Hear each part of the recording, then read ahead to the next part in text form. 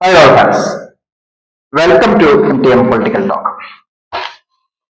നമ്മൾ ഇപ്പോൾ ചർച്ച ചെയ്തുകൊണ്ടിരിക്കുന്നത് ഉപരാഷ്ട്രപതി തെരഞ്ഞെടുപ്പിനെ കുറിച്ചാണല്ലോ. ആരാകും ഉപരാഷ്ട്രപതി എന്നതിനെ വിഷയത്തെ കുറിച്ചൊക്കെ ചർച്ചകൾ നടന്നുകൊണ്ടിരിക്കുകയാണ്. പക്ഷെ നമ്മൾ ഇന്നിവിടെ നോക്കുന്നത് ഉപരാഷ്ട്രപതി തെരഞ്ഞെടുപ്പിന്റെ രീതി എങ്ങനെയെന്നാണ്.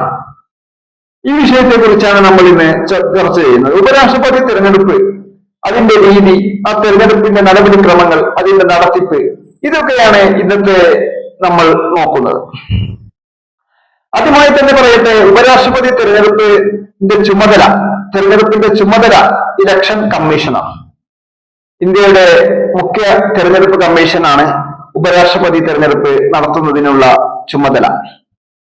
ഇനി അതിന്റെ യോഗ്യതകൾ എന്തൊക്കെയെന്ന് വെച്ച് കഴിഞ്ഞാൽ, ഒരു ഇന്ത്യൻ പൗരനായിരിക്കണം എന്നതാണ് ഒന്നാമത്തേത്. രണ്ടാമത്തേത് 35 വയസ്സ് ആയിരിക്കണം. 35 വയസ്സായ ആർക്കും, ഇന്ത്യൻ പൗരനായ ആർക്കും ഉപരാഷ്ട്രപതി സ്ഥാനാർത്ഥിയാവാം. രാജ്യസഭ അംഗമായി തിരഞ്ഞെടുക്കാൻ യോഗ്യതയുണ്ടായിരിക്കണം. ഇതാണ് മറ്റൊരു യോഗ്യത.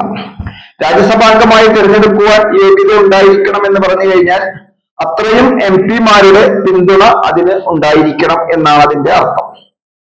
രാജ്യസഭാ MP-ആയി തിരഞ്ഞെടുക്കപ്പെടാൻ എത്ര MP-മാരുടെ പിന്തുണയാണോ വേണ്ടത്, അത്രയും പിന്തുണയുള്ള ഒരാൾക്കാണ് ഉപരാഷ്ട്രപതി തെരഞ്ഞെടുപ്പിൽ മത്സരിക്കുവാൻ സാധിക്കുക. അതുകൊണ്ടാണ് രാജ്യസഭാ അംഗമായി തിരഞ്ഞെടുക്കാൻ യോഗ്യതയുണ്ടായിരിക്കണം എന്ന് പറയുന്നത്.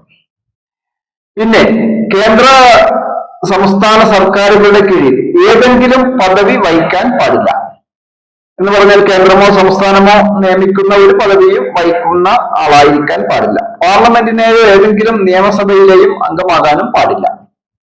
നിയമസഭാ അംഗത്തിനോ പാർലമെന്റ് അംഗത്തിനോ മത്സരിക്കാൻ പാടില്ല. അഥവാ നിയമസഭയിലോ പാർലമെന്റിലോ അംഗമായ ഒരാൾ മത്സരിക്കുകയാണെങ്കിൽ ഉപരാഷ്ട്രപതിയായി തിരഞ്ഞെടുക്കപ്പെട്ടാൽ ആ ദിവസം തന്നെ, ആ ഉപരാഷ്ട്രപതിയായി തിരഞ്ഞെടുക്കപ്പെട്ട ആ സമയം മുതൽ, അദ്ദേഹം ചാർജ് എടുക്കുന്ന സമയം മുതൽ ഈ അംഗം, പഴയ അംഗം ഏതാണെങ്കിലും, ലോക്സഭയാണോ രാജ്യസഭയാണോ നിയമസഭയാണോ ഏതാണെങ്കിലും, ആ അംഗത്വം ഓട്ടോമാറ്റിക്കായി ഇല്ലാതാവും, റദ്ദ് ചെയ്യപ്പെടും. ഇതാണ് അതിന്റെ ഒരു വരവ്.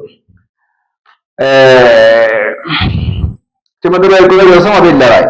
പാർലമെന്റിലെ പിന്നെ അതിന്റെ തിരഞ്ഞെടുപ്പ് രീതി, പാർലമെന്റിലെ ഇരു സഭകളിലെയും അംഗങ്ങൾ അടങ്ങുന്ന ഒരു ഇലക്ട്രൽ കോളേജാണ് ഉപരാഷ്ട്രപതിയെ തിരഞ്ഞെടുക്കുന്നത്.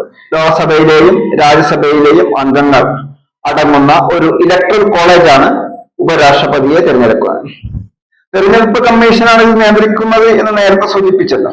അത് രഹസ്യ ബാലറ്റിലൂടെയാണ് ഉപരാഷ്ട്രപതി തെരഞ്ഞെടുപ്പ്. പിന്നെ തിരഞ്ഞെടുക്കപ്പെട്ടാൽ 5 വർഷമാണ് കാലാവധി. ഇപ്പോൾ നമ്മുടെ ഉപരാഷ്ട്രപതി രാജിവെച്ച ഒഴിവിലേക്കാണ് തെരഞ്ഞെടുപ്പ് വരുന്നതെങ്കിലും ആ അദ്ദേഹത്തിന്റെ കാലാവധി ഇനി ബാക്കിയുള്ളത് 2 വർഷമാണ്. എന്നാൽ പുതിയ തെരഞ്ഞെടുക്കപ്പെടുന്ന ഉപരാഷ്ട്രപതി 5 വർഷം കാലാവധി ഉണ്ടാവും. ഈ 2 വർഷം ബാക്കി ഉള്ള ടൈമിലേക്കല്ല തെരഞ്ഞെടുപ്പ് വരുന്നത് എന്നർത്ഥം. പുതിയതായി തെരഞ്ഞെടുക്കപ്പെടുന്ന ആൾക്ക് 5 വർഷം കാലാവധി തികക്കാനാവും. അതാണ് ഇതിന്റെ വേറെ പ്രത്യേകത. കാരണം ഇപ്പോൾ നമ്മൾ വിചാരിക്കും 2 വർഷം ആണല്ലോ അദ്ദേഹത്തിന് ബാക്കിയുള്ളത്, ആ ടൈമിലേക്കാണ് തിരഞ്ഞെടുക്കപ്പെടുന്നത് എന്നാണ്. എന്നാൽ അങ്ങനെയല്ല. പുതിയതായി തിരഞ്ഞെടുക്കപ്പെടുന്ന ആൾക്ക് 5 വർഷം കാലാവധി തികക്കാനുണ്ട്.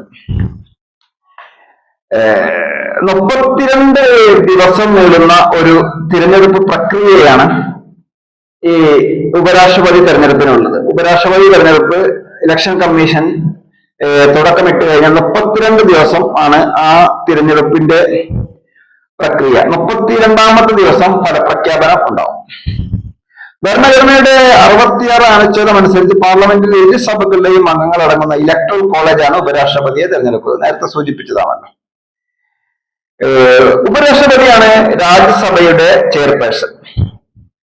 ഉപരാഷ്ട്രപതി പദവിയിൽ നിന്ന് ഒഴിവ് വന്നാൽ ആ ചുമതലകൾ ആര് നിർവഹിക്കണമെന്ന് ഭരണഘടനയിൽ പ്രതിപാദിക്കുന്നില്ല. എന്നാൽ രാജ്യസഭാ ചെയർപേഴ്സൺ സ്ഥാനത്ത് ഒഴിവ് വന്നാൽ ഡെപ്യൂട്ടി ചെയർപേഴ്സൺ ആണോ അല്ലെങ്കിൽ രാഷ്ട്രപതി ചുമതലപ്പെടുത്തുന്ന വേറെ ഏതെങ്കിലും രാജ്യസഭാ അംഗമോ ആകും ചുമതലകൾ നിർവഹിക്കുക.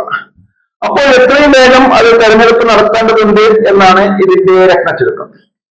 ഉപരാഷ്ട്രപതി സ്ഥാനത്തിന് ഒഴിവ് വന്നു കഴിഞ്ഞാൽ അതിന് എത്രയും പെട്ടെന്ന് അതിന്റെ തിരഞ്ഞെടുപ്പ് നടത്തേണ്ടതുണ്ട് എന്നാണ് അതിന്റെ ലഗ്ന ചുരുക്കം. അപ്പോൾ ഇതാണ് ഉപരാഷ്ട്രപതി തെരഞ്ഞെടുപ്പിന്റെ രൂപം.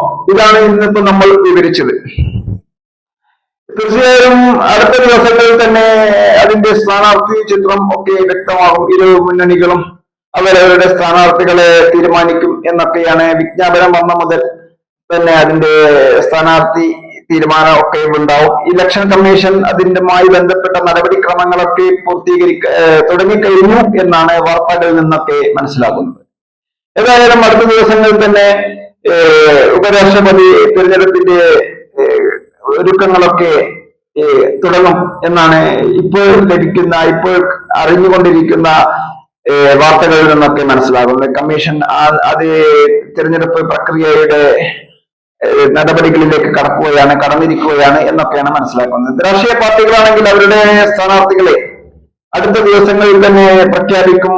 അടുത്ത ദിവസങ്ങളിൽ തന്നെ അതിന്റെ ഒരു ചിത്രം നമുക്ക് അറിയാനാകും. ഏതായാലും ഈ സ്ഥാനാർത്ഥി ചിത്രം വ്യക്തമാകുന്നതോടുകൂടി തീർച്ചയായും അടുത്ത ഒരു വീഡിയോയിലുമായി നമുക്ക് കണ്ടുമുട്ടാം. താങ്കൾ ഈ ചാനൽ ഇതുവരെ മുഴുവനായും വീക്ഷിച്ചതിന് നന്ദി. താങ്കൾ ഈ ചാനൽ ഇതുവരെ സബ്സ്ക്രൈബ് ചെയ്തില്ലെങ്കിൽ സബ്സ്ക്രൈബ് ചെയ്യുവാനും അഭിപ്രായ നിർദ്ദേശങ്ങൾ എന്താണെങ്കിലും അത് കമന്റ് ബോക്സിൽ രേഖപ്പെടുത്തുവാനും ലൈക്ക് ചെയ്യുവാനും ഓർമ്മിപ്പിക്കുകയാണ്. വീഡിയോ ഉപകാരപ്രദമാണ് എന്ന് തോന്നിയാൽ താങ്കളുടെ സുഹൃത്തുക്കളിലേക്ക് ഷെയർ ചെയ്യുവാനും ഓർമ്മിപ്പിക്കുന്നു. അടുത്തൊരു വീഡിയോയുമായി വീണ്ടും കണ്ടുമുട്ടും വരെ, വീണ്ടും സന്ധിക്കും വരെ വണക്കം. നന്ദി.